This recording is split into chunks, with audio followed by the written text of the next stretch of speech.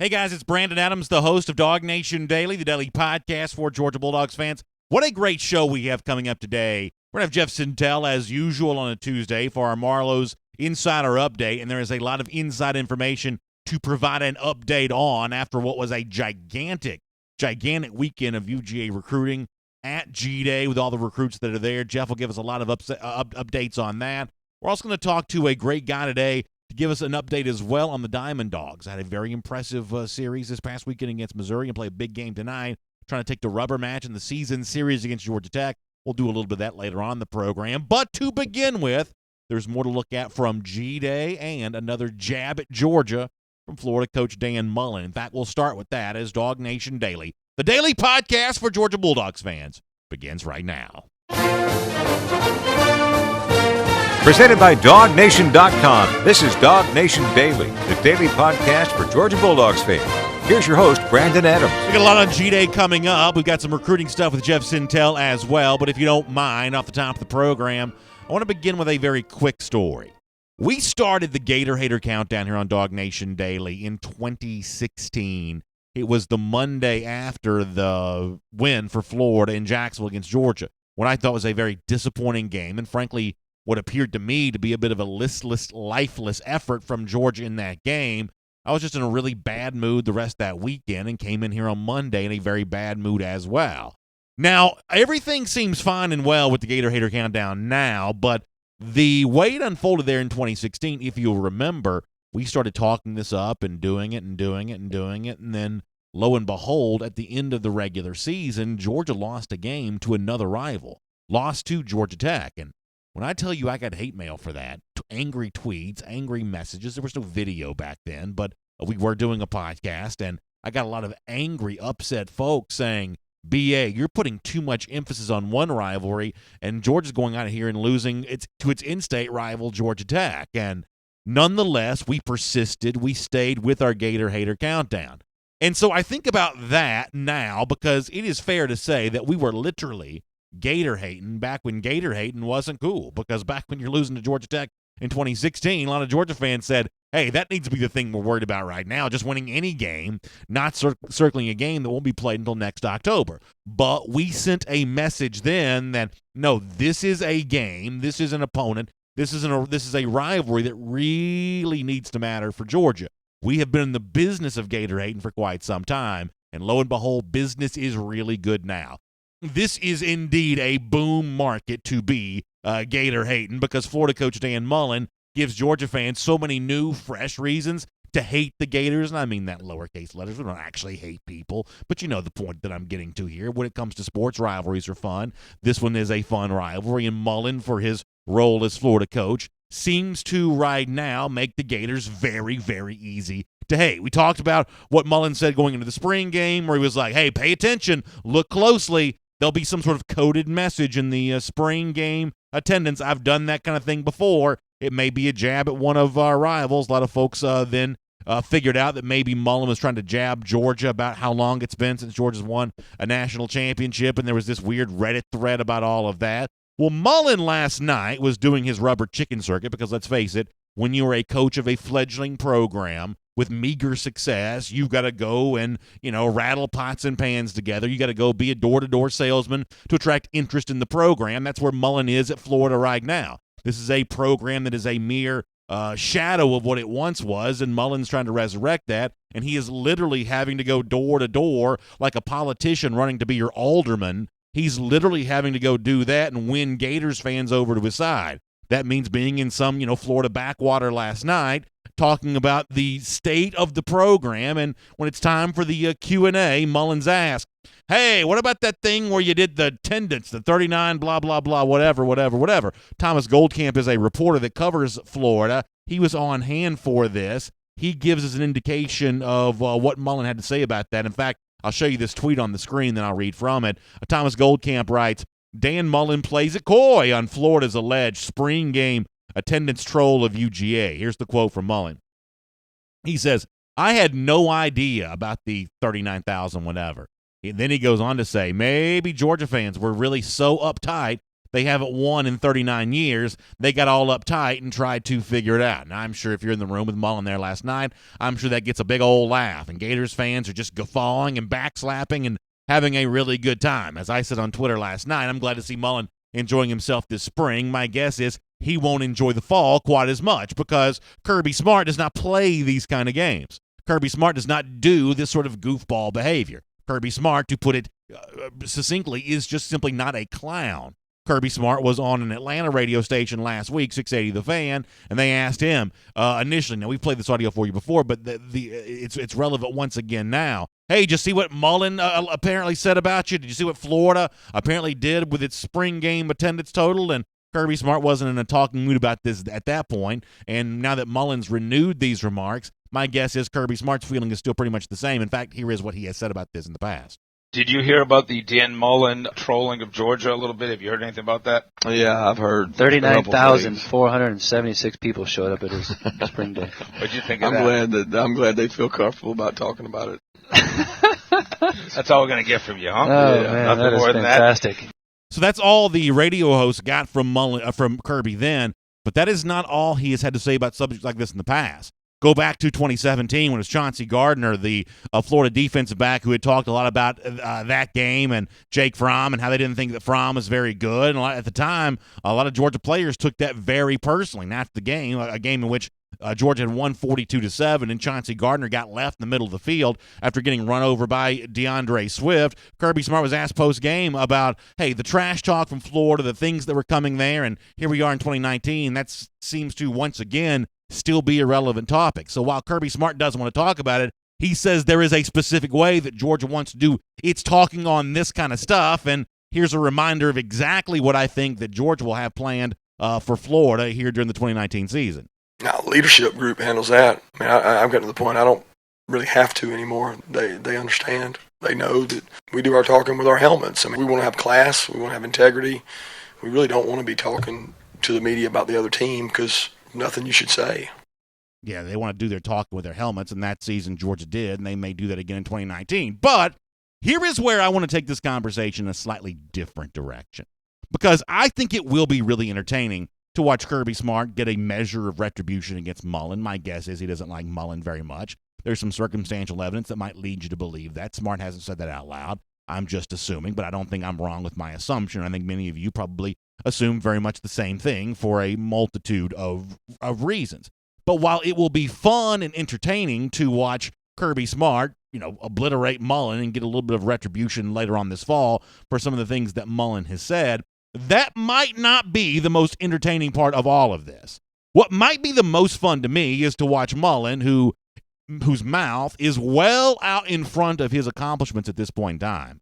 It might be fun to eventually watch him eaten alive by the very people who are laughing with him right now and egging him on with everything that he's saying and everything that he's done thus far this spring and all those accolades that Florida has obtained on the heels of winning the Peach Bowl. I guess that's a big deal now to a program like Florida. Everything that's happened then, the same Gator haters, or I should say Gator fans, are out there, rallying behind Mullen. They may be the very ones who eat him alive once the results this season and in future seasons, as long as he's employed as Florida coach, once they take shape, assuming they take shape the way that I think they will take shape, which is for the most part pretty underwhelming from the standpoint of a Florida fan. And let me give you a little piece of evidence that supports my point. Do you remember before Dan Mullen took the Florida job, back when he was still employed as a somewhat average coach at Mississippi State? Do you remember at the time one of the reasons why some people thought he might not leave Mississippi State to go to Florida? One of the reasons why it was thought that maybe he'd stay away from Gainesville? It was some comments that his wife, Meghan McCain, had said at one point in time about how much she didn't enjoy living in Gainesville the first time. Now, the context for this is Dan Mullen was the Florida offensive coordinator at a time when Florida was winning national championships. This is back when Florida really was good, and Florida really was a thorn in the side of the Georgia fans. But as Mrs. Mullen says, even that wasn't a great time to live in Gainesville. So think about those fans and think about what they might eventually do to Dan Mullen once these jokes about Georgia stop being so funny, when Georgia puts together a long winning streak against the Gators. In fact, just for a little context and just so we can all be on the same page, Here is what Mrs. Mullen has said about Florida fans in the past. There is nothing like being a Mississippi State Bulldog.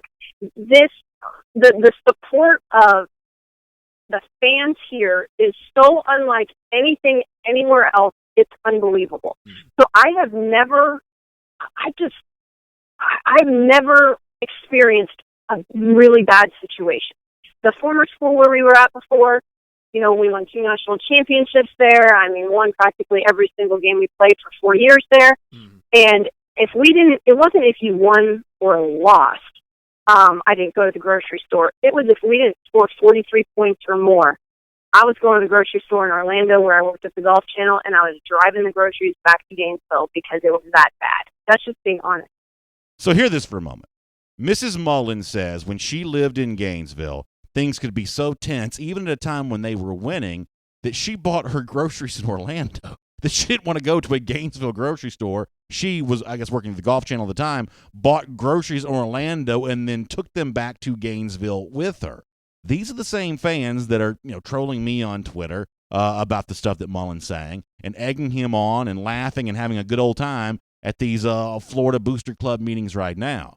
But they are the same people who will turn on Mullen once all these 3-star recruits that he's bringing into the program go on to produce 8-4 seasons and 9-3 seasons and fourth quarter meltdowns against Georgia that lead to 24-point victories. These Florida fans won't be laughing as much at Mullen at that point in time. So Kirby Smart may get some retribution against Dan Mullen, but ultimately the final say in all this may belong to Florida fans, and they may be the ones who eventually get a little tired of some of the things that Mullen has said thus far this spring.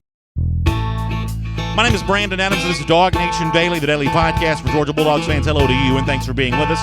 Live on video, 10 a.m., DawgNation Facebook, YouTube, Twitter. We're on the radio at noon on Athens Sports Radio 960 The Ref, and we are available as a podcast pretty much wherever you find them. It's great to have you on the program today. We'll do Jeff Sintel here in just a couple of moments as a part of our Marlos Tavern Insider Update. A busy weekend for UGA recruiting. The commitment of Akiola Gunbi, the foundation may be laid for a few more of those 5-star prospects. We'll do a lot of that with Jeff Sintel, including a look at a great piece he had with the family of 5-star running back Kendall Milton to give us a bit of an update on where all of that stands as right now. We'll do all that with Jeff Sintel coming up in just a moment. We'll also have some fun with the Diamond Dogs later on the program. They have gotten back to their winning ways in a big way and play a big one tonight. We'll spend a couple of minutes on the Diamond Dogs coming up in just a few minutes later on the program today as well. But before we get to that, I do want to turn our attention back to G-Day from Saturday. And one of the most interesting stories, I would think, from G-Day on Saturday is what happened with the quarterbacks. Now, we talked about Jake Fromm on yesterday's show. I actually want to turn our attention to the other quarterbacks that played a lot on Saturday. I'm talking about Stetson, Bennett, and Juan Mathis. These two guys competing right now to be the backup quarterback for this Georgia team this year. And my overall takeaway on both Bennett and Mathis was I liked what I saw. And I'm not ready to make any kind of proclamations about what I think either one of these guys would be able to do in an SEC game right now. I'm just simply not ready to say that. But what I am, I think, really comfortable in saying is I'm ready to see more from them. Mathis is an entertaining player. Stetson Bennett is an entertaining player.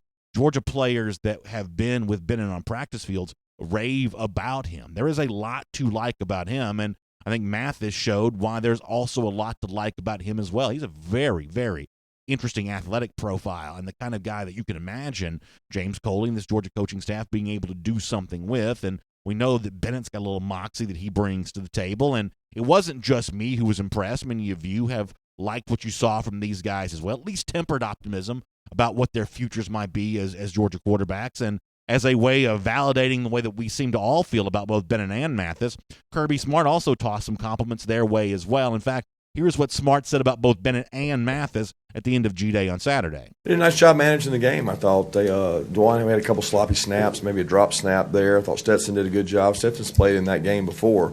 So both those guys did a nice job of managing it. A lot of throwing situations, not a lot of defenses out there as far as volume of defense. I mean, we scaled back that package and scaled back a lot of the offense. A lot of the new things we're doing weren't in that package today, but I was pleased with the way Stetson and Juan managed, not the huddle because we don't really huddle, but managed the game from the fields.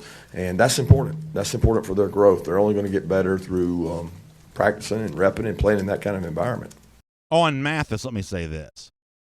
I'll take an athlete who needs to be coached 1,000 times over a guy that doesn't need a ton of coaching but could use a little bit more athleticism. I mean, that's the one profile it's hard to do something with, because when it comes to size and when it comes to running ability, when it comes to arm strength, you've either got it or you don't. You can always coach up an athlete, but you can't always get a coached up player to go out there and be more athletic. At least you can't always get that to happen. So Mathis has got the raw materials to really do something with. And on the subject of Stetson Bennett, the one thing that I do like about Bennett is the fact that he's had to earn everything that he got. He was at Georgia as a walk-on, and at the end of last spring, had kind of earned that scholarship from Georgia, but maybe it wasn't playing time, so he went to a junior college. The overall stats weren't, great there. He's acknowledged that, but he worked his way up the quarterback ladder there and proved that he could, also be a starting quarterback and earn the trust of Georgia one more time. But this is a guy who's been defying the odds his entire football career because of his size and everything else, and he's kind of got that little extra edge because of what he's earned to get there. In fact, Kirby Smart did kind of talk a little bit about the path that Bennett has traveled to get to this point after G-Day on Saturday as well. Here's more from Kirby.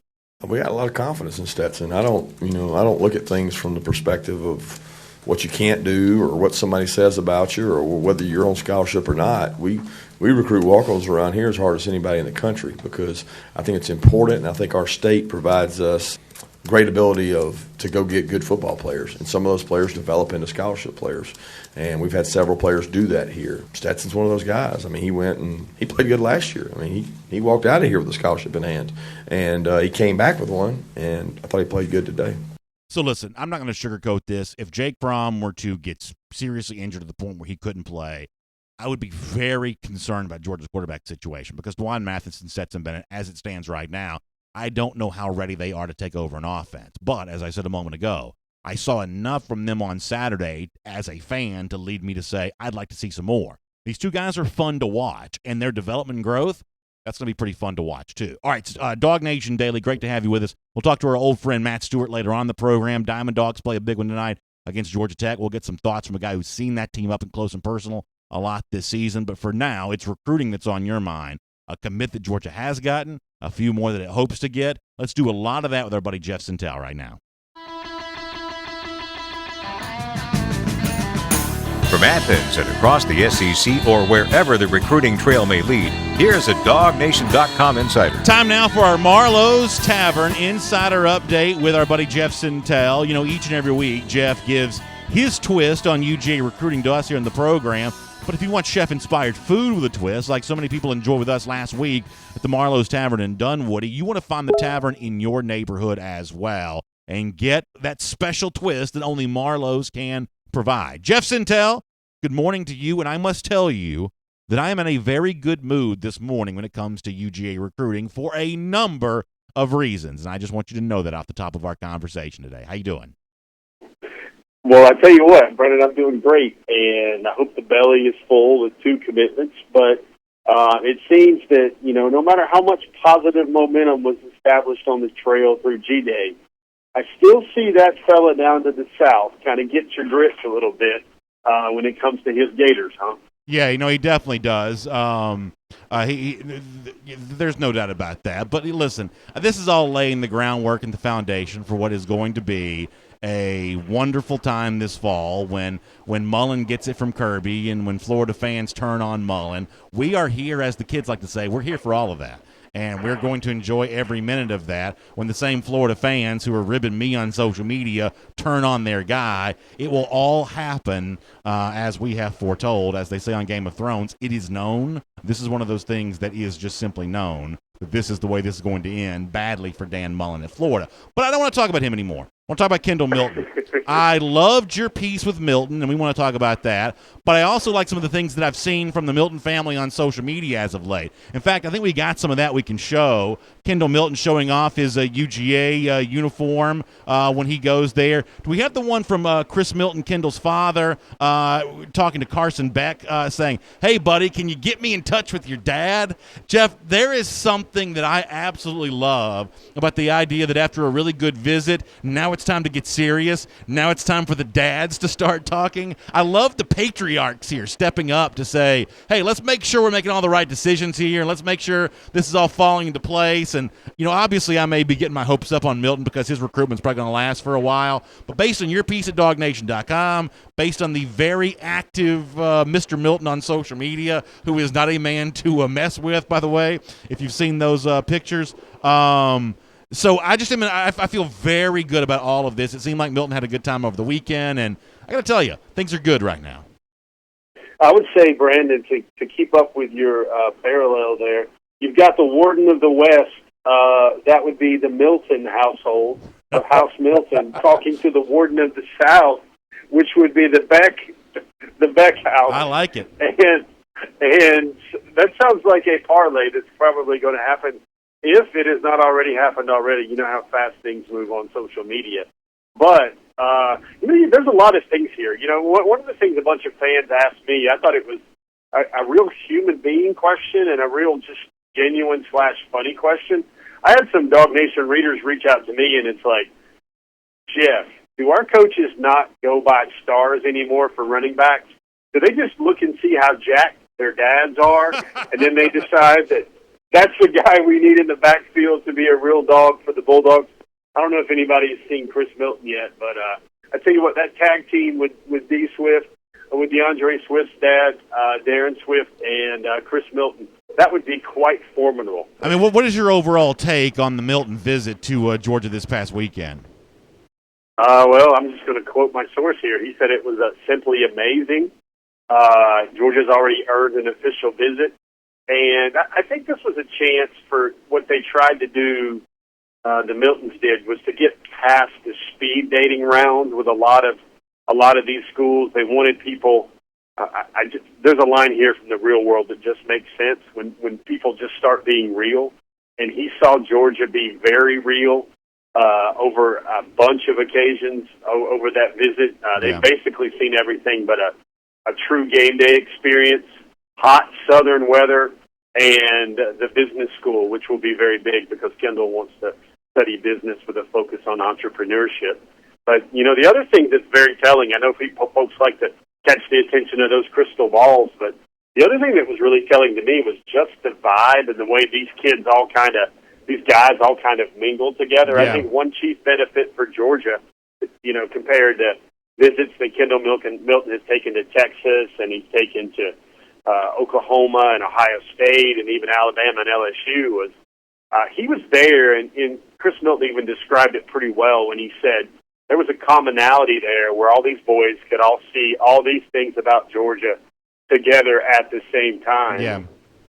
Hear from one another, plot and scheme, and do their backdoor inside recruit chatter that I know Brandon would love to be privy to.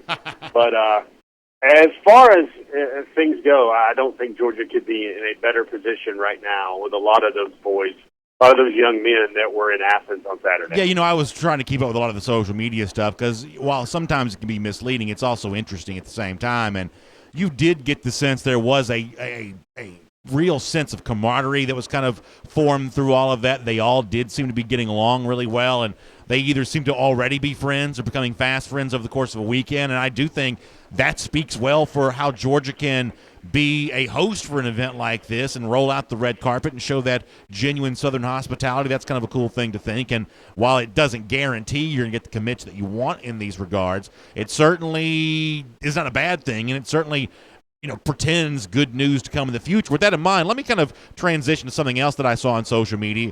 And I want to ask you about Akiola Gunby some more as a player in a moment.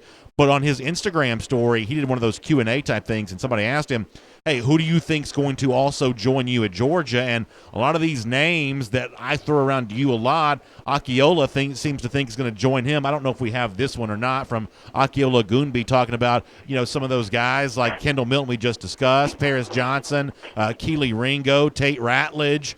So Akiola Gunby on his Instagram story throwing out a lot of those big names there. So, Jeff, that's another reason why I'm kind of in a good mood right now is even though there's, I guess, more recruitment to be done for those guys, Hayes not in the barn, Boy, there's a lot of chatter from people like Akiola on this saying eventually it's all going to land where it needs to land. And so I guess what do you make of him talking up Ringo like that, talking up another offensive lineman like Ratledge, mentioning a guy like Paris Johnson taking his what I know to be his third visit to Georgia in the last few weeks, may not be, as you've reported, may not be an Ohio State commit anymore. What do you make of Akiola's statement on Instagram there? Yep. Well, first of all, I'm floored, Brandon, that you're now going three-eyed Raven Brandon to get into these Instagram stories and to check out all this information and intel, man. I didn't even know you could follow a live story. You claim you have indifference with Instagram, and man, there's a lot of stuff. There's the thing that I think Georgia is now a true threat for Paris Johnson Jr. I think that I'm sure you saw other things on the internet this weekend about how Dwight McLaughlin basically said, I can't wait to play on this field. That's the 4-star Texas cornerback. You've got, I don't know if you saw it on game day, on G-Day, but you saw Keely Ringo coming out during an important part of the pregame, and he was kind of right by Kirby Smart for Georgia and G-Day warm-ups, and you saw all those guys together. And, there's one name, you were rattling off a lot of offensive linemen. There's one name of a guy that was not at G-Day that I would want to make sure that people maybe file this in their back pocket or maybe like the post on Instagram in their mind. But Cedric Von Prom, very connected with Akiola Ogunbi, and those two guys took their official visit to Oklahoma together. And I do think we start wondering about the mythical or the best close to Georgia's offensive line class. I think this is an eat greedy world for Sam Pittman. I think he's going to try to get Paris Johnson, Tate Ratledge, and Broderick Jones in this class as his 3 tackles. And he's got Akiola Ogunbi as his true guard in the class. And I think a Swiss Army knife center / guard / tackle would be Cedric Von Prom. When you think about the ideal makeup of Georgia's 2020 offensive line recruiting class, that's something that I would think would be the hope right now for the program. Hey, you mentioned one of the commits that Georgia did get was Akiola Ogunbi, and I guess it's probably appropriate to talk about him a little bit as a player. You talk about the position fit that he meets the need for when it comes to Sam Pittman, but beyond that as a player, how would you rate Ogunbi right now, and what would you tell Georgia fans about this young man on the field? Yeah, so he's a big kid, 6'4", 330. He's only played 3 seasons of football at all. He didn't even know football at all until his freshman year. He comes from a high school offense in Texas that doesn't throw the ball much at all. I think they threw the ball about 3 times last year during his junior season. And he's working to enroll early at Georgia, and he's a guy that he hung out a lot with guys in the current class. He hung out with guys like Solomon Kinley. He made a friend there. He kind of sees himself as a Solomon Kinley type player. He hung out with some other of Georgia's freshmen as well. Got to know Jamari Salyer a lot, and that's what you'd like to hear because Jamari, I think folks have now seen him in front of microphones and cameras, and he's the type of guy that's going to look the part, speak the part, be the part, classroom, weight room, whatever you want. It was initially the quarterbacks from Harrison High that was sort of the de facto class leader or the de facto leader of the recruiting effort for the 2018 class.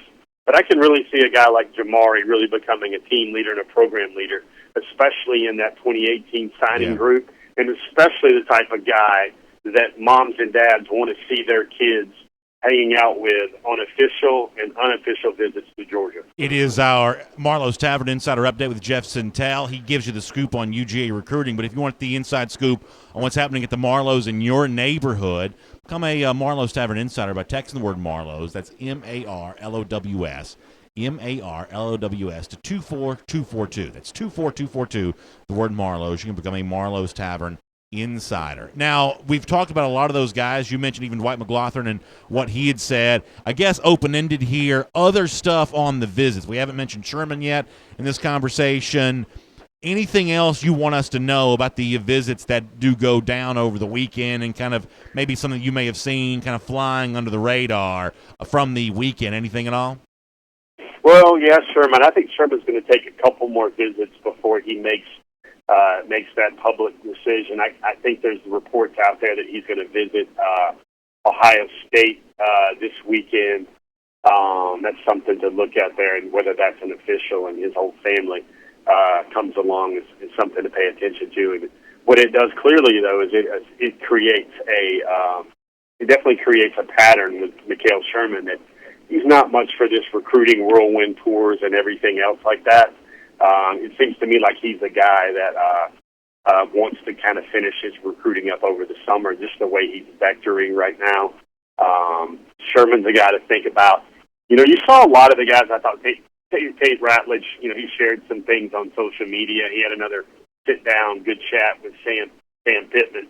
But, you know, one of the things that I like to try to kind of go across the menu, like we're at Marlos Tavern or something, Brandon, and everybody has this chatter about, you know, what will the 2021 class look like, and what will, you know, will Georgia effort to sign a quarterback in the 2021 class. But there was a young man that was there by the name of Caleb Williams out of Gonzaga, and that's a Gonzaga school in Washington, D.C.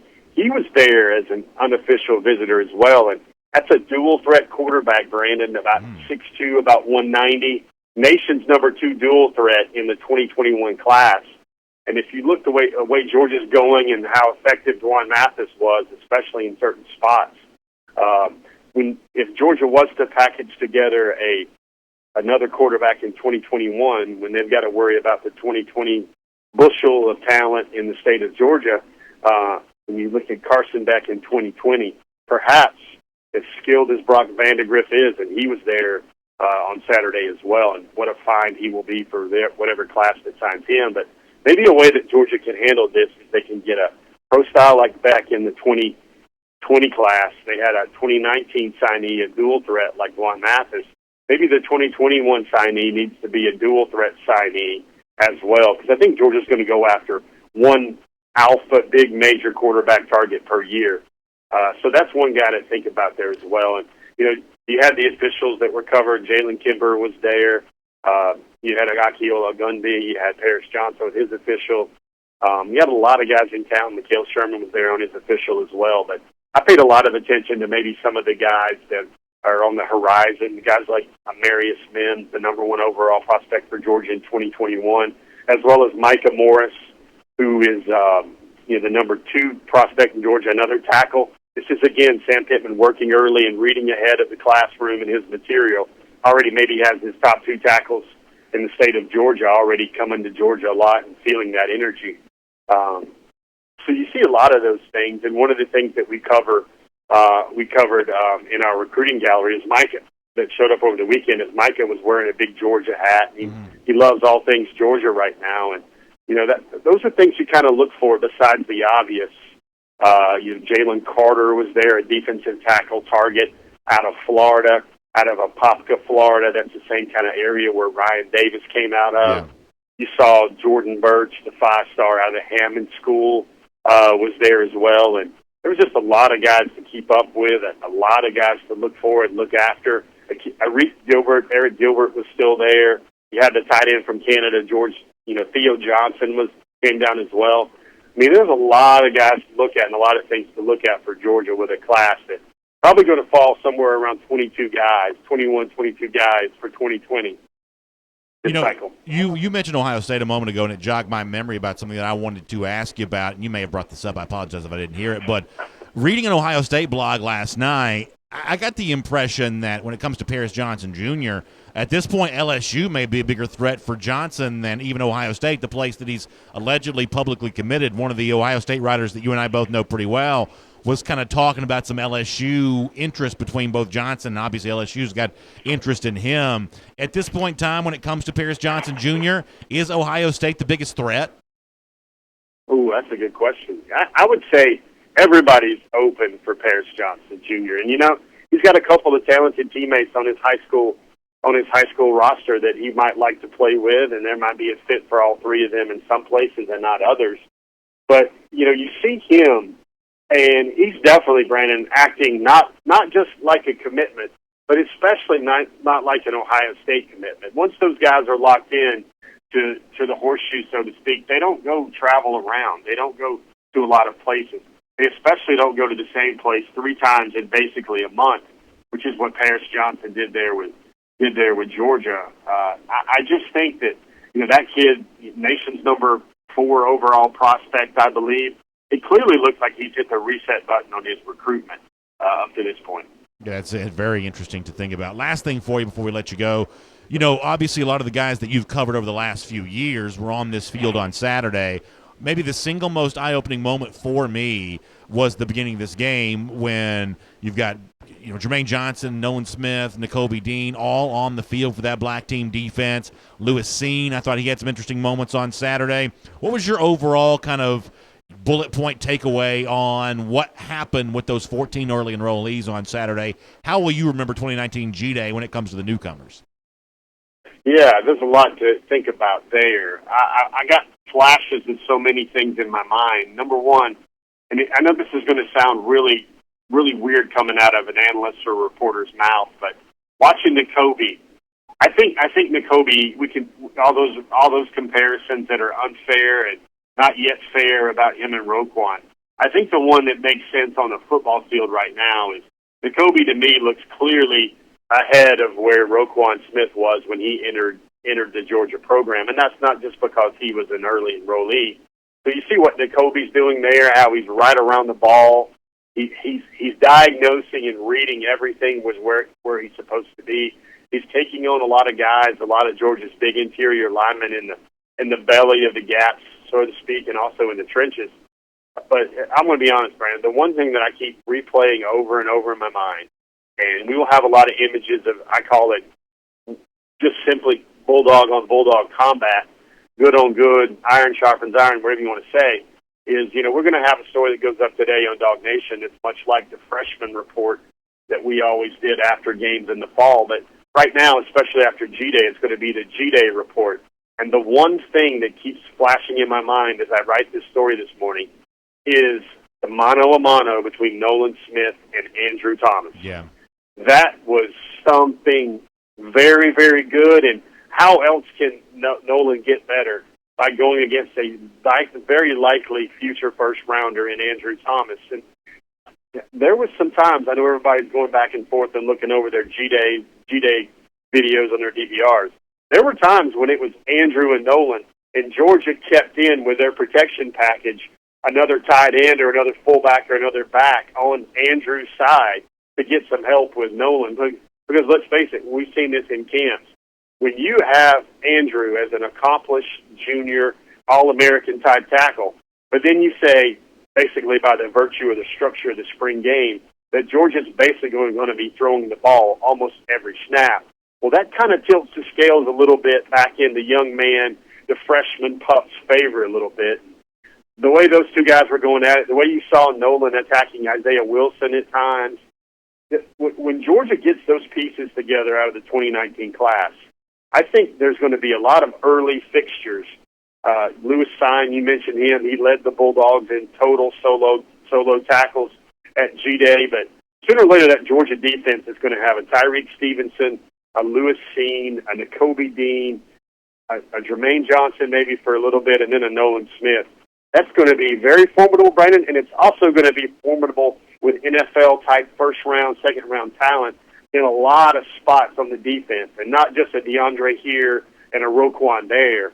And if the Bulldogs can ever add the Trayvon Walker element to it to go along with the Jordan Davis element that's already in place there, you're going to look around the Georgia defense and not just see DGDs and hard-working guys and homegrown Georgia boys, but you're going to look at all levels of the Georgia defense and see a couple of guys that are going to play a lot of Sundays in the NFL. It's fun to think about, Jeff. We appreciate your coverage of those guys on that field and how they got to Georgia and the guys that could be falling behind them in the class of 2020.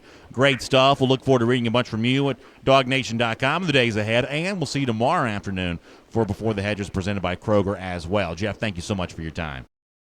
Yeah, I think the big thing to think about going forward with recruiting is that Mayish scavenger hunt idea that Georgia did so well last year. It'll be very intriguing to see who all shows up for that.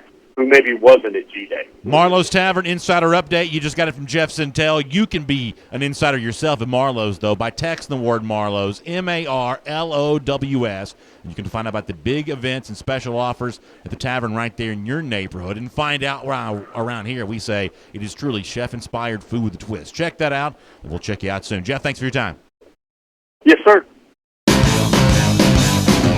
Let's take a look around the rest of the league. This is SEC Through. All right, great stuff from Jeff Sintel. Really appreciate his insight as a part of our Marlos Tavern Insider Update. Love getting that from Jeff Sintel every day here, every week, I should say, on DawgNation Daily. And don't forget, we got another great guest coming up in a couple of minutes. We'll talk to Matt Stewart from the SEC Network. Saw the Diamond Dogs this past weekend against Missouri. Knows this team really well as they get ready to take on Georgia Tech tonight at SunTrust Park. We'll talk to Matt about all of that coming up in a moment for a couple of minutes. Looking forward to doing that. Let me also remind you about something else that's going on right now that I want you to be a part of. It's the first ever week of giving by our friends at the UGA Alumni Association. It's a great chance for you, lovers of the University of Georgia, to show just how impactful this university can be in its community and to set this great institution up for years, decades, maybe even centuries of success moving forward. Georgia fans, the support is unparalleled. That means not just for the athletics, but the university itself, and that's what the Week of Giving is all about. I'll tell you the website you can go to in just a moment, but let me give you an incentive to get involved here and make your gift to the University of Georgia. When you do so, every donor is going to receive a limited run Georgia Pennant Magnet and a 20% discount from the UGA bookstore. Y'all know how much I love the UGA bookstore. The apparel that I wear every day, much of it comes from the UGA bookstore, including the pullover that I'm wearing today. You can get a 20% discount on that kind of stuff by making your donation during the Week of Giving. The website here is givingweek.uga.edu. One more time on that, givingweek.uga.edu. You can make a gift to support. It's only 4 days left in the campaign. It's time to make a donation, spread the word, and provide to the country and prove to the country that UGA alumni are truly the best in the land. What a great opportunity to support the University of Georgia, and what a great incentive there is to act on that now while you still have time to do that. Let me quickly mention a couple of things that Jeff Sintel said, and then I want to dive into our SEC Through content before we welcome in Matt Stewart. I agree with Jeff on the Kobe Dean. Very interesting on that. And I love that battle between Andrew Thomas and Nolan Smith as well. That may have been the single most entertaining moment for me also, and there was also a moment where you saw some of that with Isaiah Wilson a bit too. And while the Nolan Smith speed is a lot to deal with, I mean, you do see in examples like that against great athletes like Nolan Smith why Sam Pittman and Kirby Smart value these big offensive linemen to the extent they do. Those big guys, once they get their hands on you, they are hard to get around, even for someone who's got the speed and quickness and overall strength of Nolan Smith. So that's a fun battle to watch, and I can't wait to do that a bunch this summer, and can't wait to watch them battling against the other team's jerseys later on this fall. All right, a couple stories. Nick Saban does have successful hip surgery, and we're glad to have for that on him. This is, a somewhat serious medical issue, so I don't want to joke around about this too much. But here is my prediction for what's going to happen later on this summer. We're going to go a little longer than anticipated without hearing from Saban, without seeing from Saban. And there will be a where is Nick Saban controversy at some point in time. It's probably not going to last very long. But we're going to get close to the start of the season. And say, listen, when you have a hip deal, you got to. My understanding is you probably just got to lay down the bed. This is not the kind of thing that you can be running around and doing a whole bunch of stuff.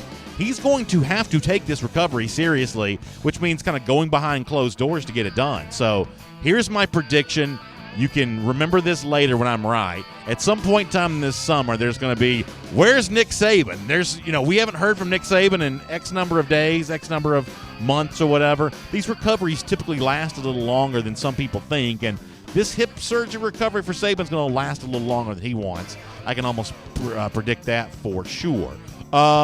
Something else, the wrong show sheet for a minute. I almost did the wrong topic. I saw where Andy Staples at Sports Illustrated was asked about some of the SEC's Tigers. This was in honor of Tiger Woods winning the Masters. Which one did he think was going to be the best this season? Obviously had some good things about LSU, which is not a surprise. But the other thing that Staples brought up is what he expects to be a pretty good season from Auburn. He kind of laid the suggestion down that Auburn's kind of lying in the weeds right now, and he mentioned the Auburn defensive line as the reason why. For the most part, I kind of agree with Andy on this. I don't think Auburn's a top 10 team necessarily, but I do think they are a dangerous opponent, and that includes Georgia in November there at Jordan-Hare Stadium. I'd be very careful with Auburn, especially if Bo Nix, the freshman, ends up being a capable starting quarterback. Remains to be seen if that's the case, but I would be very, very careful with Auburn. I thought that Andy Staples' comment was kind of interesting. Auburn's kind of the anti-Florida right now. Florida's talking a bunch, and I don't think they're going to be able to back it up on the field. Auburn's very quiet right now, and I think there's a chance they may be a little better than some realize. I was going to do a Chris Lowe story on Mississippi State. Let me just hold off and do that for later. We'll make that your SEC through for right now.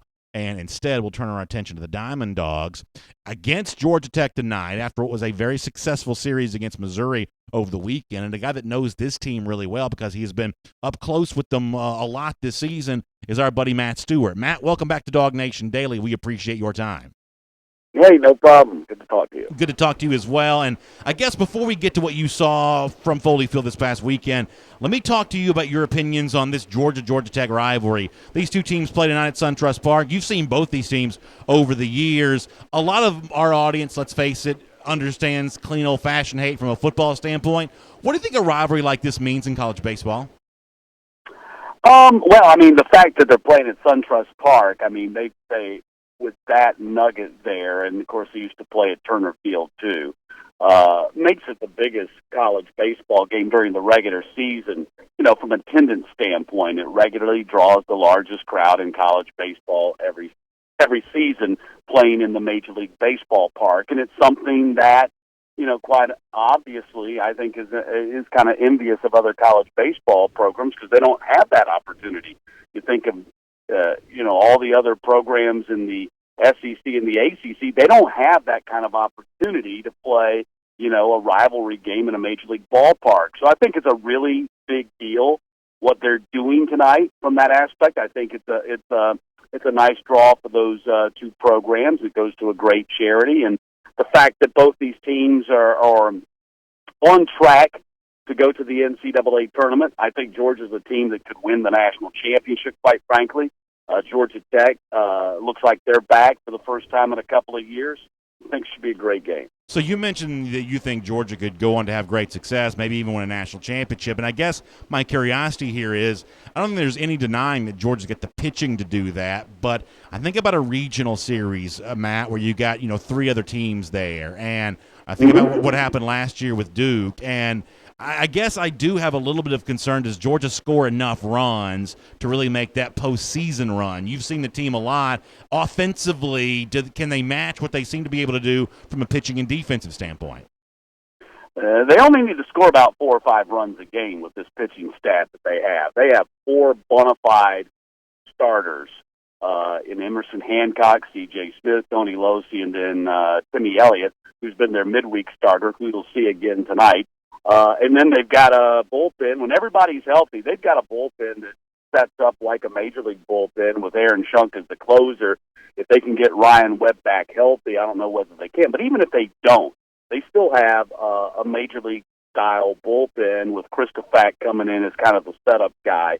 So they don't have to score a whole lot of runs. And the thing that you look at this team offensively, statistically, and I get what you're saying because it's the same thing that Jason Jacobs, who works with me most of the time, the same thing we've been saying. Wow, this team, they statistically they don't knock your socks off. They're in the middle of the pack offensively and all the offensive stats pretty much. But what they do is they've got this uncanny knack for getting timely hits. Yeah. Talking to Steve Beasley, the Missouri head coach this week, I asked him about that. What about this Georgia team that just offensively they don't wow you, but they seem to get the timely hit? Because that comes with a veteran ball club, and Georgia's got a veteran ball club. These are, the majority of this team are juniors that 2 years ago as freshmen were getting the snot beat out of them every game. But they've gone through. These guys have been starting now for 3 years, and they're just clutch players. So yeah, Georgia does have this incredible ability to get the timely hit. So yeah, I agree with you. Offensively, they don't look like, wow, what's going to happen to this team in the postseason? I agree with you on that. But they don't have to score a whole lot of runs with the pitching, and their defense is just unbelievable. Oh, yeah. They have a They have a .990 fielding percentage in conference play, which is just unheard of. Well, you mentioned the word clutch, and we'll finish with this because I thought what you saw this past weekend, some of those games against Missouri, I thought that was kind of a sneaky clutch performance. As you know, they come off the 20-inning game against Clemson. They lost the SEC series the weekend before that against Tennessee. And, Missouri had been playing a little bit better than some people might have realized coming into Foley Field this past weekend. But for Georgia to get back to its winning ways and maintain some momentum after what had been a long game against Clemson, I think Georgia kind of showed what it was about to, go out there and play well against Missouri, because there were a lot of teams that under those same circumstances might have let, what happened in the long game affect them for the weekend, but it didn't seem to bother Georgia as much. No, I agree. Last week was a huge week for Georgia because they did drop the first two games of the Tennessee series. In fact, got shut out the first two games of the Tennessee series. First time they'd lost back-to-back games the entire season. It's the only time they've lost back-to-back games the entire season. They responded by winning the series finale at Tennessee. You mentioned the 20-inning game, and then you come out and you sweep Missouri. You turn a triple play in the Friday night game after you load the bases, look like you're in trouble, and then you get a triple play, get out of the inning. Yeah, I thought it was a big answer week for Georgia, and they've got another big weekend. This weekend, too, going to play at Mississippi State. Yeah, exactly right. Matt, do you know when you're going to see the Diamond Dogs again? Have you got your schedule yet? When do you? Yeah, I'll be calling. My next deal with them will be next Friday and Saturday when the Florida Gators are in town. I'll have the first two games of that series. That'll be good times. Matt, thanks for your time here on DawgNation. Yeah, Florida's way down, though. Florida's way down. Well, it's still fun to beat them, though, from the perspective of our audience. Hey, good stuff, Matt. Thanks for your time. Really appreciate it. Anytime. Yeah, listen, I know Florida baseball is not quite as good as they have been. It's still fun to beat that team, as we like to say around here every single day. It's our Gator Hater Updater. In fact, we'll roll right into that. And it has now been, 906 days since those lousy, stinking Gators have beaten the Georgia Bulldogs. That's good news. And getting some wins in baseball is not so bad either. Always fun to think about. One more thing I was kind of thinking about. This is not important at all, but I was kind of laughing about this. So after all the talk from our show and pretty much anybody else over the last few days, Walter Grant ended up not getting a single carry at G-Day, did he? 0 carries. We had given him a nickname around here. We're going to start calling him Walter Peyton Grant for becoming this great running back. Listen, I still think he's a good athlete, but it seems like Mr. Grant is an outside linebacker even after all the scuttlebutt. Nonetheless, we got more G-Day throughout the week. It's going to take us a while to unpack this one. We'll see you then right here on DawgNation Daily. And on video, time now for our R.S. Andrews cool down. Air, heating, plumbing, electric. There is nothing that the folks at R.S. Andrews can't do for you. We trust them. We think you should do. And we think you should check them out at rsandrews.com. I tell you, yesterday, after a little bit of a weird weather weekend, coming to the house, it's a little stuffy, a little hot, and especially upstairs. You know how that goes.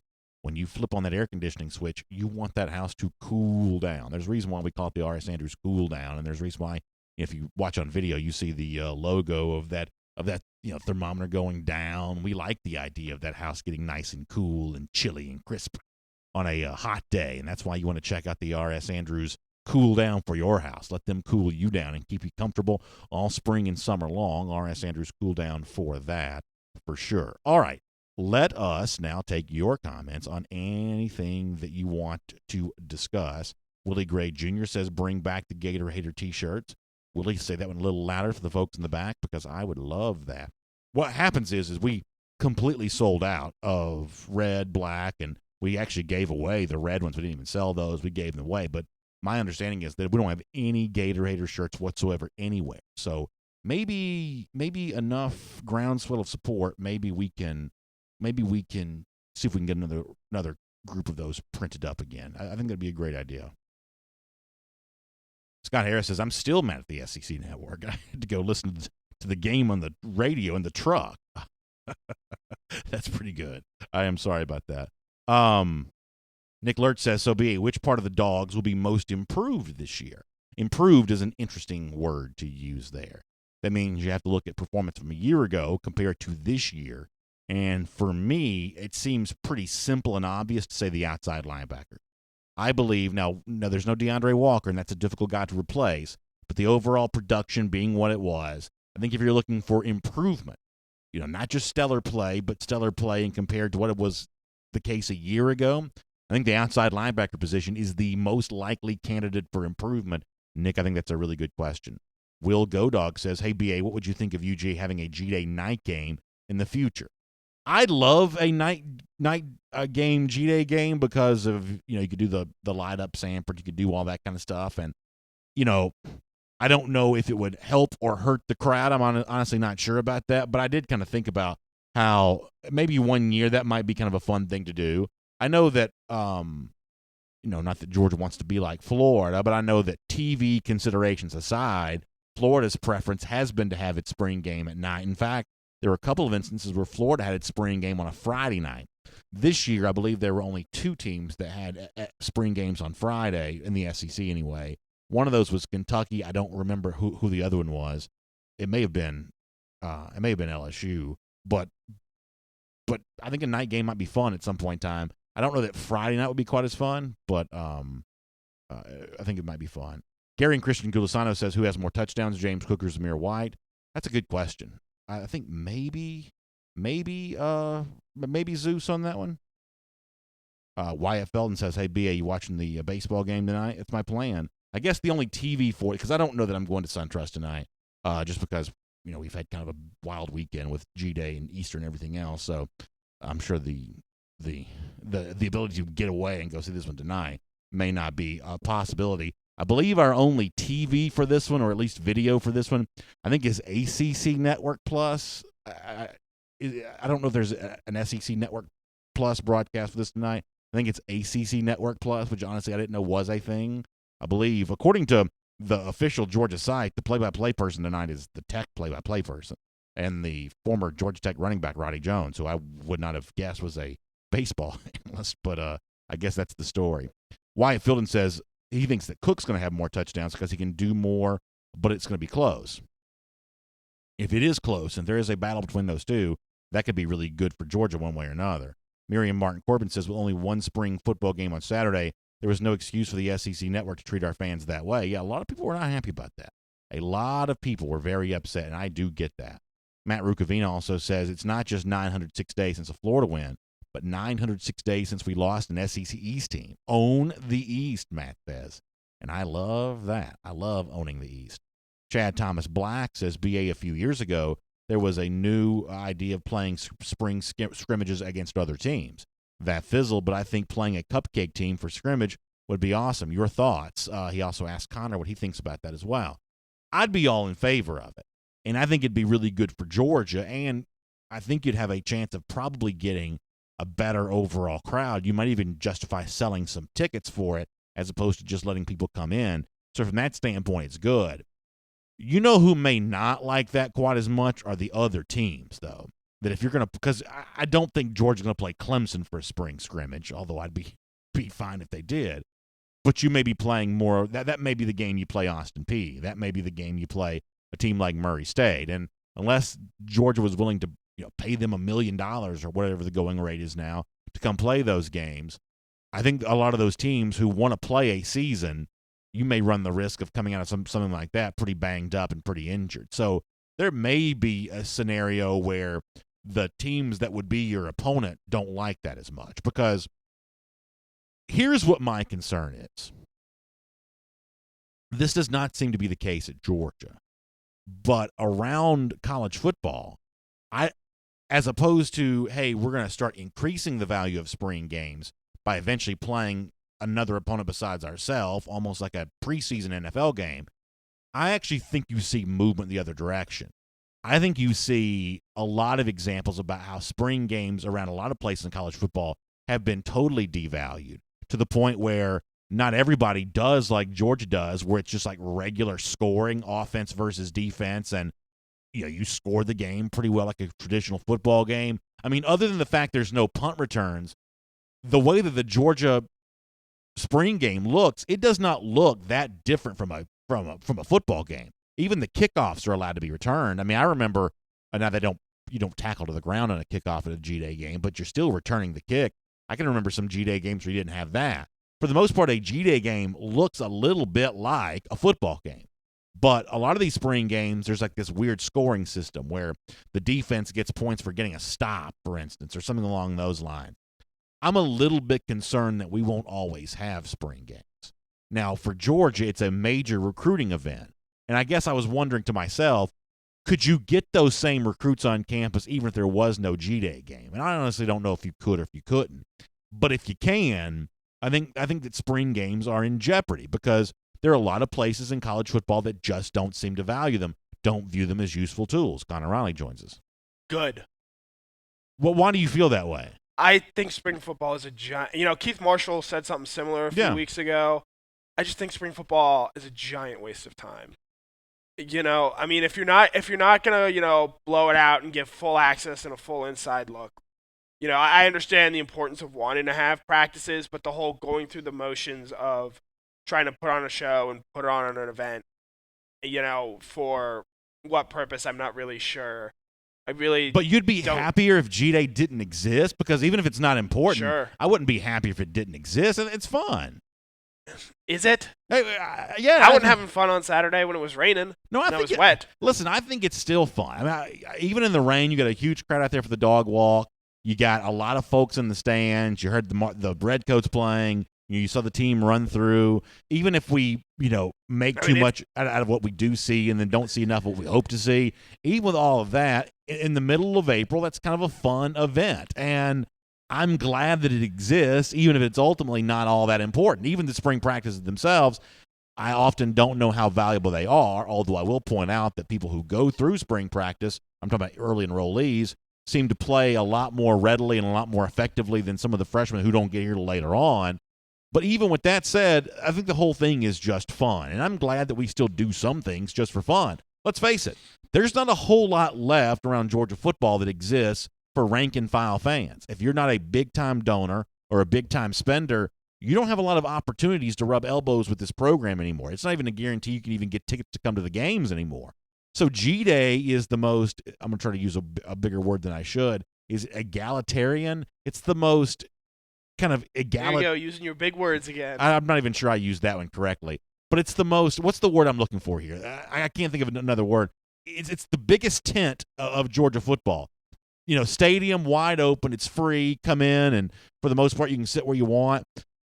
I like the fact that Georgia still does something that's kind of for everybody. When I was a kid, there used to be like a picture day. You could roam the practice field and take a picture with any player you wanted to talk to, and talk to him for a few minutes, and you could meet the coach and all that kind of stuff. The program was less popular then than it is now. Logistically, it's impossible to do that kind of thing. But a lot of the kind of stuff that I grew up with, access to the program, Georgia football is just too popular now. You can't grant that same kind of access anymore. But G-Day is one of the few moments where you kind of can get up close and personal. So I'm kind of glad that spring games still matter at Georgia. As I said before, I pay attention to the full college football landscape. There are a lot of places they don't matter. There are a lot of programs who, given an excuse to cancel their spring game for weather, have chosen to do that, and the coaches don't seem to have any kind of apologies for that. I understand why. I won't pretend to you that it really does matter, but the fact that we pretend that it does, I think is fun. Mark Godfrey, on a much more serious subject, terrible situation with the UGA student yesterday who was shot, and I guess I should have mentioned this in the regular show. Says BA prayers going out to the students involved in that armed robbery yesterday. What a sad, sad story. It was incredibly sad. So we do join DawgNation in praying for that. I'm very, very sorry to hear that story. No easy transition back to regular football, but we will try to do that. Corey Chan says, what's the update on D-Rob? I know Connor wrote about D-Rob. Was it today you wrote about him? I did. I wrote about him this morning for a Good Day UGA. Did not play in the spring game. Came down with a last-minute illness that I think Kirby was smart, was real disappointed that, that situation came about because there's nothing they could really do about it. And he is one of the guys who, he had a very strong spring, I think it's safe to say. And to not really get a chance to showcase, how he's improved this spring, I think it's more, the same old story with Demetrius Robertson. There's a lot of hype, and behind the scenes, people are excited about him. But, Georgia fans still haven't seen him record a catch in Sanford Stadium. There was I'm not quite old enough to remember this, but I'm old enough to have heard the stories about this. A famous writer named George Plimpton, who once for Sports Illustrated on April Fools wrote the Ballad of Sid Finch. was allegedly a pitcher for the New York Mets that could throw it like 140 miles an hour, and it was like this amazing story. The only problem is Sid Finch didn't actually exist. The whole thing was a work of fiction. It was essentially meant to be a joke. And sometimes I feel like Demetrius Robertson kind of comes across as a little bit of a Sid Finch-esque character of he can run up, 4.140, and he can catch 90-yard touchdowns. The only problem is we never actually get to see him with our own eyes. We've heard about him doing these things on that distant moon known as the Pac-12, but we haven't actually seen him actually do this in our own time zone, in our own region of the country. But I do believe at some point in time we're going to get to lay our eyes on Demetrius Robertson, because I will say that when I found out that Robertson wasn't there at G-Day on Saturday, not going to be able to play, I was just real disappointed, because we did a DN90 on, which is a little short video show that we do. We did a DN90 on Robertson being on the red team. I thought that was kind of a big deal, that he was a part of that first-team defense, or first-team offense. I mean, it certainly looked like he was going to be the slot receiver on the field for Georgia the most. On Saturday, had he been healthy enough to play, ultimately Kyrus Jackson ends up taking that spot. Kyrus had initially slated to be on the black team, moves over to the red team. So that, in a way, is a little bit of a validation for the spring that D-Rob had, and we did not get to see it with our own eyes. I was a little disappointed in that. Yep. What else we got here? Let me go to YouTube. I haven't been to YouTube yet. Pardon me while the YouTube comments get pulled up here. I'm probably getting yelled at for waiting so long to get over to YouTube. Thomas Van Savin says, 50,000 on a rainy G-Day game. That's still impressive. DawgNation rules. Give yourself a pat on the back, Dog fans. I thought it was a really good showing for UJ fans. And I think I said this during our video show last week, our R.S. Andrews School Down portion, that I think there really is a chance that Georgia fans are truly the best fans in all of college football. And I'm completely aware of the cheap pop, right? I mean, I know the rock group that goes on tour. Hey, Atlanta, how you doing? I do get the idea of, saying what people want to hear. But in the case of UGA, there are some pretty impressive showings by fans as of late. And I think that showing up in the rain like that is as impressive as anything we've seen from G-Day, other than the 93K, and more than that for 2016. Bigger crowds for the 2017, 2018 G-Day games, but I don't think it took more effort on the part of Georgia fans to get there for those games. I was really impressed by that. So, I'm not saying Georgia doesn't have great fans. They clearly do. Very, very good. But anytime someone says, I think so-and-so has the best fans in college football, can you name me another fan base that is regarded as the best in college football? Yeah, I don't know. I guess I don't know. Mike Griffith says I think I heard that he said Georgia could have the greatest offensive line in college football in recent memory. Like, for me to sort of buy into that statement, you have to be able to name off some other great offensive lines. Well, I mean, I'm not going to defend that one way or another. Right. That's it. I'm just saying, I think there are a lot of really good college football fan bases, and it's hard to differentiate between that, top echelon. Nebraska had 86,000 people come out to their spring game, and they stunk last year. Right, but if they don't come to that, they're just going to watch corn grow. So what's the difference? Again, come on. What's the difference? I'm sure we have people who watch us in Nebraska who love the state of Nebraska. And if you do, Abby Jessen, friend of the program, she's got family in Nebraska. Come on, now. If you like Nebraska, then we're certainly glad to have you as a part of what we do here. I guess my only point about Georgia fans is not to say that they are empirically the best, because I have no way of knowing that. But I do think there is starting to become this growing collection of somewhat unprecedented behavior on the part of UGA fans. And some of this is big stuff, some of this is little stuff. The support that I saw for Luke Ford on Twitter last week was actually pretty moving for me. I thought that was kind of really cool to see Georgia fans, even if it was just a limited number of people on social media. After all, Twitter itself is somewhat of a limited medium. It's not one of the more popular apps on anyone's phone around the world, but it's at least some measurement. That's kind of a cool thing to see. Living through the DawgNation invasion of South Bend, that was to a degree kind of an unprecedented thing. And while it's hard to match 93K for a spring game every single year, since Kirby's been the coach at Georgia, there have been very big crowds every single season. So, from that standpoint, I think you're starting to see a growing collection of pretty unprecedented. I mean, there are plenty of LSU fans that will tell you, even though this was a bad day for the Georgia program overall, to see 20,000 Georgia fans in Death Valley a year ago, that was, to a degree, kind of an unprecedented act. And I guess that's my only point about Georgia fans, the degree to which they seem to do things that other fans just don't do. Now, there's no shortage of rabid, intense, gigantic fan bases in college football. But as a Georgia fan myself, I've been pretty proud of how Georgia fans have stacked up in comparison to the rest of the country for the last few years. Thomas Van Santa says if it didn't rain in Sanford Stadium, it would have been a full house. But I'm curious to see how many there would have been. Dapper Dan says, B.A., how did you feel about the tight ends in the game? I know that Charlie Warner got used a lot on Saturday, and one of the things I'm going to try to do at some point in time, I'll admit, I just haven't done this yet, is to kind of go back and look at previous G days to see if there were more tight end completions this year than there were in previous G days. Under Kirby Smart, there's obviously been a lot more passing in these games than you will find in a regular season game. So G days are not necessarily a replica of what you'll see during the season. But for Rick Gilbert in particular, he was hoping to see tight ends be involved.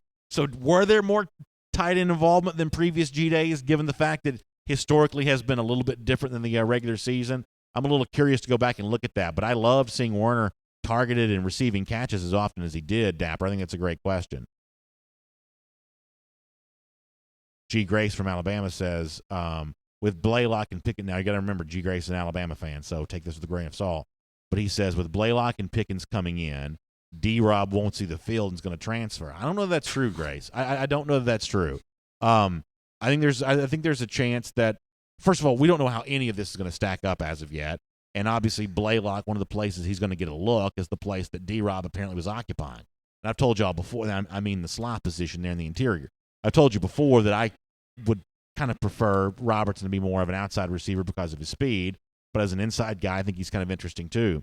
But I think it's way too early to know that. And as I've said on the program now a couple of days, that if you look at what Georgia had from a receiver standpoint on G-Day, there is a chance that at least 4 of Georgia's top 6 receivers didn't play in that game, the 3 that are coming in, also Cager, the Miami transfer, along with D-Rob. And you could make an argument that could be 4 of Georgia's top 5. And I'm obviously giving apologies to Garris Jackson and Tyler Simmons and Matt Landers when I say that. But 4 guys that you did not see at G-Day are going to have a big say in what the Georgia receiving core looks like this season. Now, all 4 of those guys probably won't pan out that way.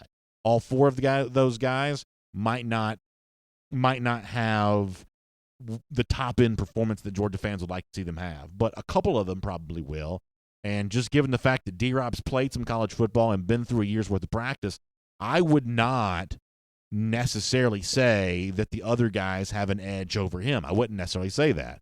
I think it's an interesting competition, and I do think, given the fact that Robertson may be primarily compared to Blaylock, may make it a little tough on him because it sounds like Kirby has a real expectation in place for Dominic Blaylock. But even with that said, I wouldn't count out Demetrius Robertson right now. I would not. But acknowledging this, one of the hallmarks of the spring and summer is to have high expectations for like 25 guys in the offensive skill player, position groups, and they don't all end up panning out that way. That's fair.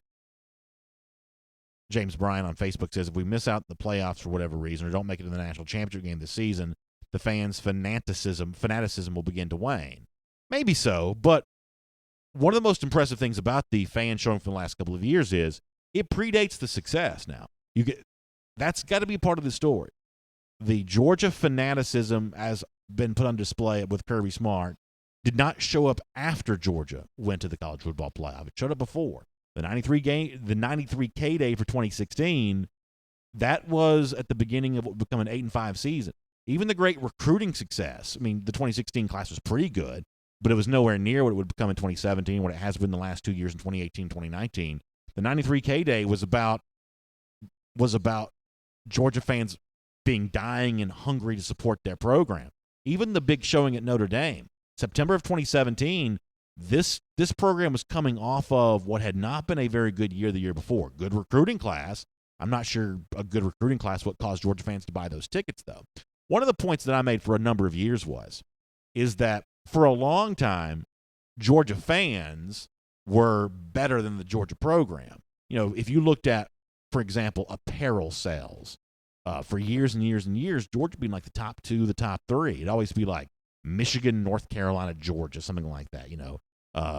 Something along those lines. Texas would be up there, but Georgia would be right there when you look at seating capacity, percentage of seats filled, and Georgia's always ranked pretty high. For a long time, the performance of Georgia fans outpaced the performance of the Georgia Athletic Association and the football team in particular. It's just now that the performance of the football team is catching up with what the performance of the fans has been for a long, long time.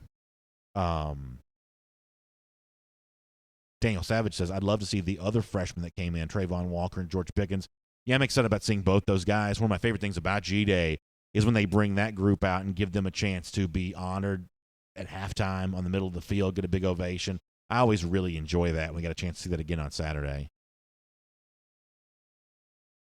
James Crump, and he's not the first one to mention this today. For some reason, I think that Lewis Seen should be in the rotation at safety. I think there's a very good chance that's going to be the case. I think that Seen, as Kirby Smart predicted, is proving himself to be a big hitter. And to the extent that's still allowed in today's game, I think Seen brings some of that to the table, and that's really, really nice to see. When it comes to good fans, I agree with Matt Rukavina on this, and I've said this before, and some of y'all get mad. I think the South Carolina fans are pretty good too. I think they've done a good job of supporting their program, and that fan base has not had a whole lot to cheer for. The fact they still have been pretty intense, I think, does speak well to them for sure. I think that is pretty impressive. John Anthony says, I've been a fanatic since 1977 when I was in the second grade. For some of us, it's more than just one season's final tally. And I think that's true. And I think one of the things that Kirby does pretty well about is speaking to that fan who's been hungry for a long time. Because Kirby's hungry too. He's hungry not just for success as a head coach, but I think he also longs to bring that success to Georgia. And it's kind of cool that he gets that for someone who, like John, who's a little older than me, or someone like me who's been around for a pretty long time myself, hoping to see. I'm just a little bit too young to really live through Herschel Walker. I haven't seen that kind of success. I've heard about it. I grew up hearing the stories, almost like campfire tales, but I didn't live through it. And I think Kirby has an understanding of that, and I think that is kind of nice. What else we got going on here? Let me go back over to YouTube for a moment. I have a question. So, based on some of the recent comments we've seen, and the one, for some of us, it's more than just a final tally. How do you think, a few years from now, people are going to look back on the 2018 season and how, successful, fun, was it a good season? I don't think anyone by any stretch of the means would call it a great season, by the way it ended. Was it entertaining? Yeah. How do you think that season's going to be looked back upon a few years from now? It's a really interesting question, because if you ask a Star Wars fan what the best Star Wars movie of them all is, the most likely answer is Episode 5. It's the Empire Strikes Back. The correct answer. Oh, yeah, I love Empire Strikes Back myself too. But within the confines of a story, beyond just movie making, Episode 5 is the one where the good guys lost. But you can't get the Return of the Jedi without the plot points that were established in The Empire Strikes Back. And what I'm hopeful is that one day we have a perspective on 2018 that gains from what happens in 2019 or 2020 or 2021, whatever else. And I talked to Nate Trespatrick about this on Saturday as a part of our DawgNation postgame show, that I do think laying foundations are important. And one of the reasons why I feel so strongly about that is because our buddy Mike Johnson, who I'm friends with, the former Alabama All-American, who's a frequent guest on DawgNation Daily, he is just adamant that Alabama would not have won his national championship in 2009. Now, Alabama went on to win many more after that, but the one that Mike can speak from a first-person perspective on is the 2009 national championship. Mike believes that everything that he saw unfold in 2007 and 2008, his 2 previous years with Nick Saban, were all crucial steps along that way. 2007 for Saban, Alabama, was worse than 2016 was for Georgia. 2008 for Alabama was a little bit similar to what, I guess, 2018 would have been for Georgia. So it's not a perfect timeline, but Mike saw those growing pains on the way towards success, and he was the first person to come on this show, and it's really interesting. If you want to go back and look at January, there were a lot of Georgia fans who were very upset with the Sugar Bowl, who were absolutely adamant that Georgia had let them down. And Mike came on this show like 2 or 3 days after the game and was like, it's not a big deal to me at all. And he went on to tell the story of why Alabama has its own story about that, going back to the game against Utah from after the 2008 season. So as it stands right now, the 2018 season is viewed as not a successful year. It is viewed as a year in which the bad guys won, much like Empire Strikes Back. But let's see what happens in 2019. Let's see what happens in 2020. And I do think that's going to reframe the 2018 season, both in terms of the foundation that it leads to for future success and hopefully a sense of appreciation for the fact that it was a major bowl trip for the second consecutive year, which was a big deal for Georgia. And hopefully it becomes a long string of own the East, like we like to say, that it's something that happens for a long time. And 2018 was another collection along the way towards that.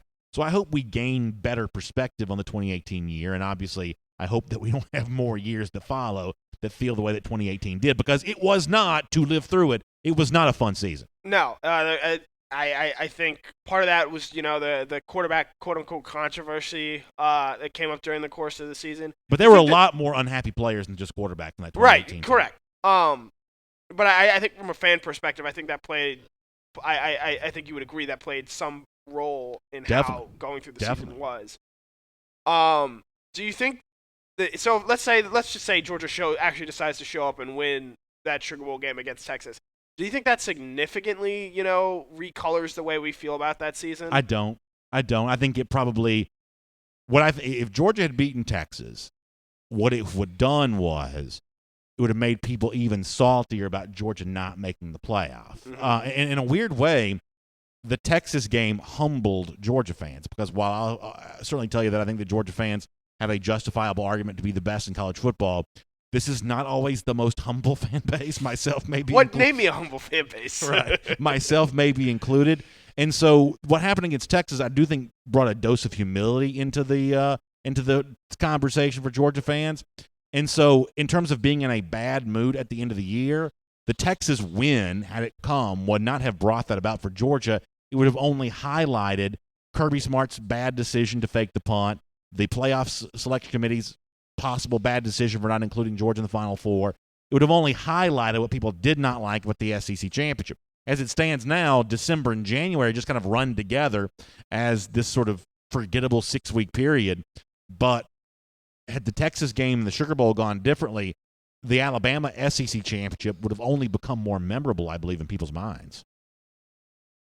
Yeah, I don't think it significantly changes how fans felt about the season. It certainly wasn't as fun as 2017. I think just because 2017 it was unexpected. I mean, as much talent as we saw in hindsight, at the time, no one at the start of the 2017 season I think was expecting Georgia to play in the I don't even know if you yourself were expecting Georgia to play in a national championship in 2017. In 2017, not at all. So not at all. I think the unexpected nature makes the 2017 season a lot more fun. Whereas 2018 at times it did feel a little bit like a grind, just like trying to get through it. So here is the way that I view 2017. I'll go back and tell this story very, very quickly. The one thing that I had been adamant on the record about was that Auburn was going to win the SEC West. I thought Auburn was going to win the West. I thought Georgia was going to win the East. I did make those predictions. So in the back of my mind, I always had, and this is well documented. You go back and find out lots of proof of that. But I never made like official playoff predictions that year because my feeling about the SEC championship would have been heavily determined by who I thought was going to be playing in that game. Obviously, playing Auburn, I would have viewed that as a much more winnable game than playing what you would have thought the heavy favorite would have been with Alabama. But I never went so far as to say, and I think that Georgia's going to win that game and make the college football playoff. I didn't go down that line because I thought that was probably too much too soon. But in terms of thinking the SEC championship was going to be a little different than some people thought, I was pretty clearly on the record about that. But no, Georgia ended up being way better than I thought they would. I do have vivid memories of being very nervous and anxious during the Notre Dame game, knowing that if Georgia could just get by this nail-biter, I did feel like the season set up for them pretty well after that for a while. Mississippi State I didn't really have a whole lot of respect for. Tennessee was not good. So I felt like there were some opportunities there for Georgia, but it still worked out well beyond my wildest dreams. Well beyond my wildest dreams. Safe to say you're a lot less nervous for the Notre Dame game this time around. No doubt. I think that Notre Dame is probably a better team now than it was then, but Georgia, I think, is infinitely a better team now than it was then. I mean, Georgia's almost unrecognizable now compared to then, where Georgia had to kind of hold on for dear life to eke out a win there, whereas like this Georgia team, if Georgia beats Notre Dame by 1 point, I will be disappointed. Now I'm not going to come on here and be in a bad mood on the Monday after the game, but this is not a game for Georgia to win 31-28. That's not what this game is supposed to be for Georgia. They are, according to some of the online sports books right now, an 11.5-point favorite. They need to win by 24 points. They need to lay the groundwork for this being a very different season than what 2018 was. Now, that's probably being greedy, and I'm sure that many of you are a little softer position on that than me, and that's fine. You're welcome to feel that way. But I am eager to see Georgia make a statement against Notre Dame in Week 4. Eager for a statement. I still think if Georgia wins 31-28 over a top 10 ranked Notre Dame team, you're still going to be pretty excited. Of course, the mood in the moment will change, and y'all can go back and laugh at me for what I said about this back in April, but that's kind of the point of these kind of conversations. But now, with what I think are my wits about me, I'm looking for more than just a win there. I am. I'm looking for more than just a win. We got a little bit of time for a little bit more, and then we'll roll out of here. J.C. Howell says, I think that Georgia goes 14-1. Let me get the rest of J.C.'s comment here. 14-1 at worst and 15-0 at best. That's really interesting because typically we think of, well, one loss not going to hurt you when it comes to the SEC all that much. But if that loss does come to Notre Dame, it's going to be a little bit of a problem for Georgia. And as I've said over and over, this is a year in which you want to be the number 1 seed if you can, because you want to play the playoff game in Atlanta. Or the 4 seed. Or the 4 seed as well, although it feels like that the committee would, if they're trying to reward the 1 seed, they're not going to put them against Georgia. You know what I'm saying? It feels It feels like they'd make Georgia the 3 seed to keep from punishing the 1 seed. So yes, I see your point, but also 2 years ago when Alabama got in, as the second SEC team, they put Clemson and Alabama in New Orleans, and I think that's New Orleans. There are a lot of Alabama fans in that area, and it's all I'd certainly go back and imagine it was probably more of a Alabama home game than a neutral site. You're probably right.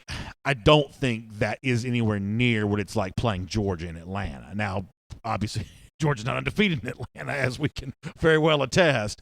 But that's a very different kind of situation.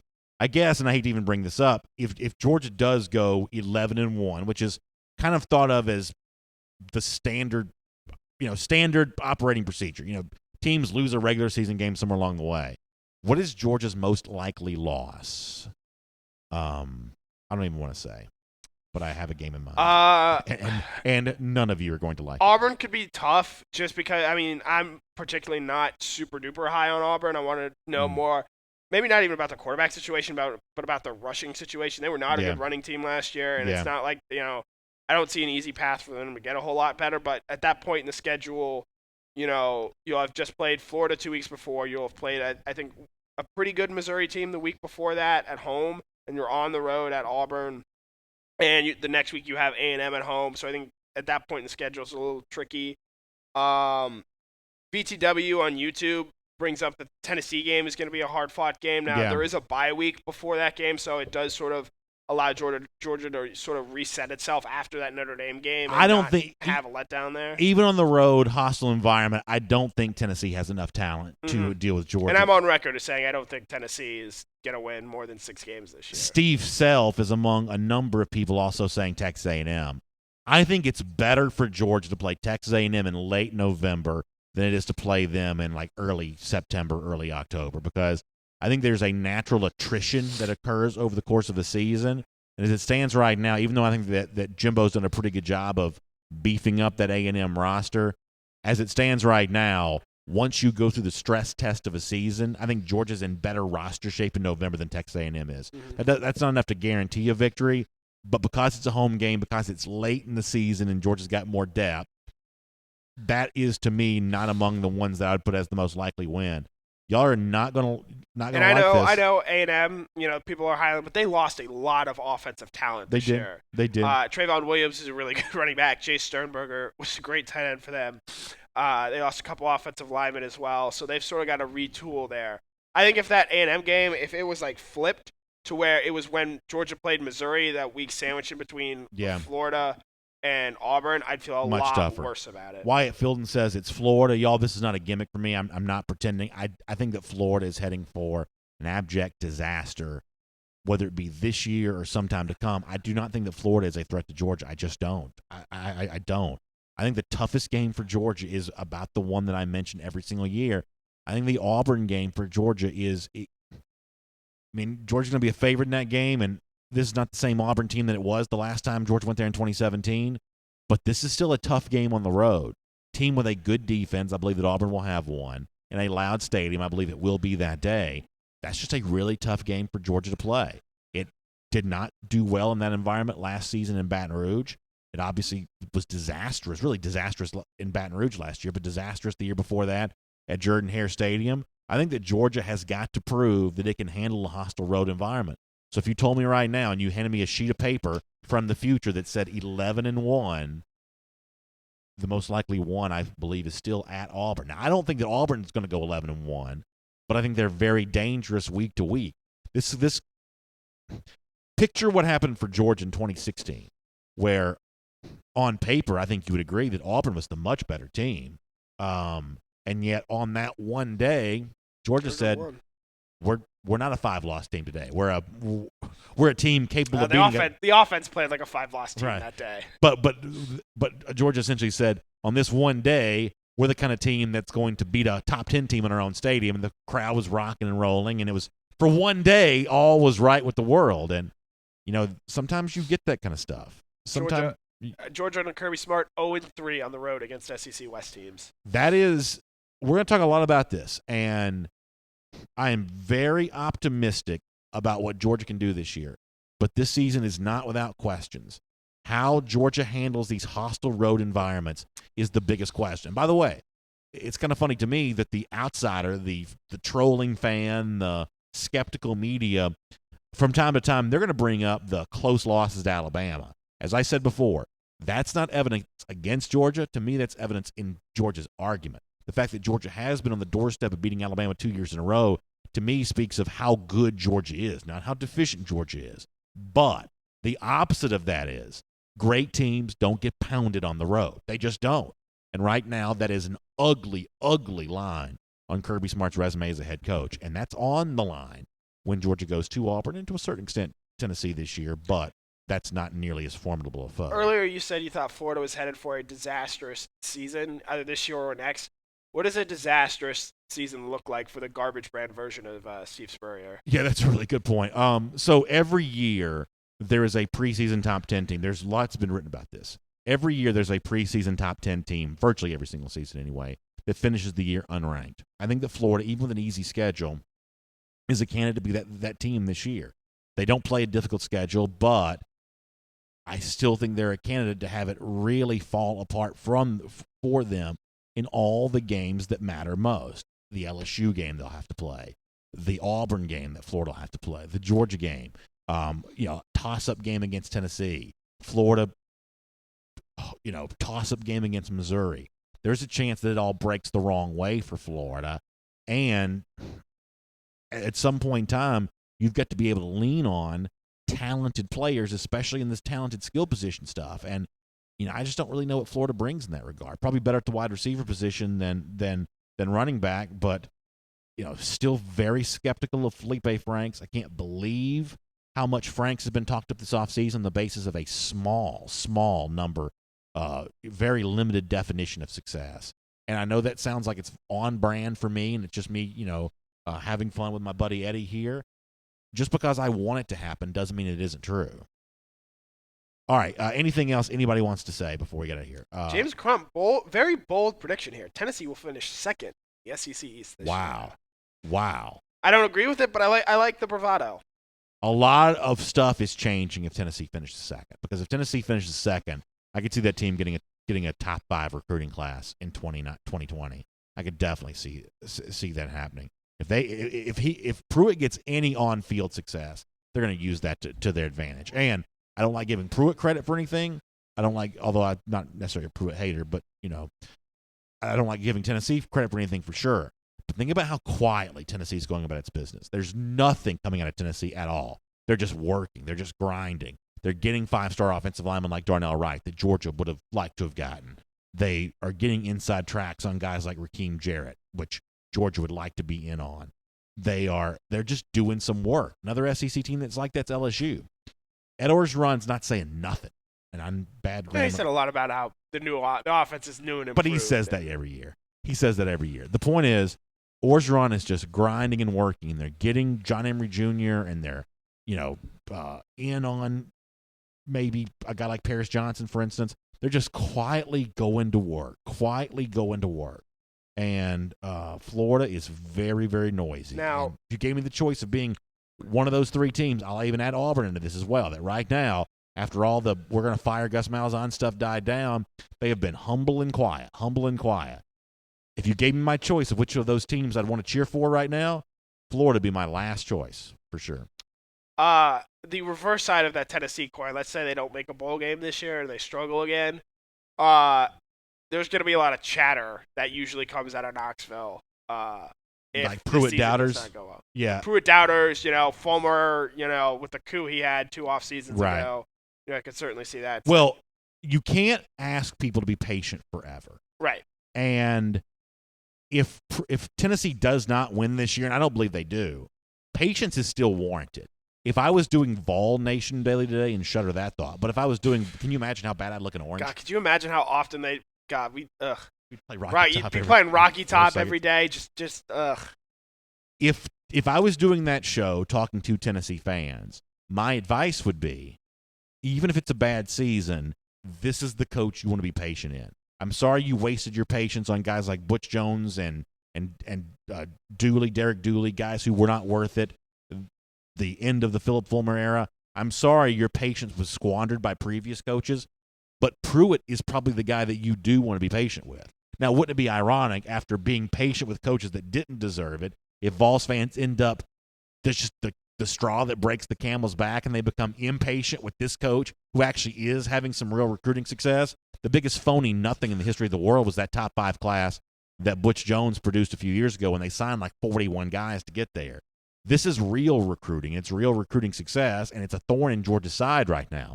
So even if Tennessee goes 5-7, which is a possibility, they ought to still be patient with Jeremy Pruitt, but I don't know how much longer Tennessee fans can be patient, even with a coach who probably deserves it. That's an interesting storyline. Jacob Thompson, Rocky Top, I would rather get waterboarded. Yeah, that's about right, Jacob. I'm right there with you. I imagine listening to Rocky Top over and over and over again is aching, to waterboard. I would imagine so, too. VTW says Mullen's the new Lane Kiffin running his mouth too much. Here's what I really believe that Mullen sees. I think he sees how cocky coaches have worked for Florida in the past. Every program has kind of a image associated with the program. For Georgia, it is more nuts and bolts, RBU type stuff. Vince Dooley, the legendary coach, was a heavy run coach, and so that impacts the way the Georgia program is viewed even now. Spurrier, who made Florida have its greatest success initially, was the exact opposite. So Florida coaches need to be good offensively because of that, and Florida coaches seemingly need to be a little brash because of that. McElwain tried to do that, and it was the rocky cliff on which he died, figuratively speaking. Dan Mullen's trying to do that as well, and it seems like a kid trying to wear his daddy's suit. It just does not fit him. Urban Meyer wasn't as outspoken as Steve Spurrier, but he was no doubt cocky. I mean, this was a man that thought very highly of himself. And Mullen's trying to do that right now. And I think from a personality standpoint, it's just not working. It'd be like if I came in one day and decided I'm going to be Howard Stern, right? If I've done DawgNation Daily a certain way for a number of years, but I've seen the success that this guy's having. And so therefore, I'm going to come in here and I'm going to do that, same kind of shtick. If it works for him, why would it not work for me? But people have trait. They have personality characteristics. They just have a way of being, and that's not my way of being. I think that Mullen is doing something here that just doesn't fit his personality very well. I think Mullen wishes more than anything he could be as fun. Like, say what you want about Steve Spurrier. I know he's not very popular, but, when he at least ribbed other programs, he was at least actually funny. Yeah, I mean, honestly. His quips were actually funny. Mullen just comes off like a dork. He's very dorky. I think back to American Pie, he kind of reminds me of like the Shermanator. Yeah. A guy who's like trying to play up this image as a cool guy, but everyone's like, this guy's a weirdo. Like, why are we giving him any attention? It is true. I mean, Spurrier, obviously, I've got no love for, but even with some of his, jabs at Georgia, you would still kind of chuckle about it. It was still entertaining. Mullen's not even entertaining. Florida fans are rallying around him right now because I think they want something to rally around. But as I said during the regular broadcast, it's not Kirby Smart who's going to throw the last bit of dirt on, Dan Mullen's career. It's going to be the Florida fans themselves once they get tired of this when it doesn't go the way that they want it to do. What else? It's very late. We got to get off the air, I guess. All right, y'all got work to do. We're going to let you do it. Thanks for being here with us as part of DawgNation Daily today. Huge thanks to Connor Riley for keeping us on the air. Really good stuff. Somebody wants to just play the Baby Shark song. I think we'd probably get zapped by both YouTube and Facebook. The one thing we got to be really careful about is like copyright stuff. So when it comes to like playing songs that you've heard of, we're not exactly supposed to do that, but I get the joke, and I do think that would be really funny. And we got to go. So really appreciate you being here. Thanks so much. Huge thanks to R.S. Andrews for bringing the R.S. Andrews Cool Down to you on the program each and every day. I love the conversation we're able to have, and I appreciate R.S. Andrews making it possible. Hope you'll check them out for all your air, heating, plumbing, and electrical needs at rsandrews.com. Tell Dari and the gang over there that we said hello, and tomorrow morning at 10 a.m., we'll be back with another episode of DawgNation Daily Live. You have a great day. We'll look forward to seeing you then.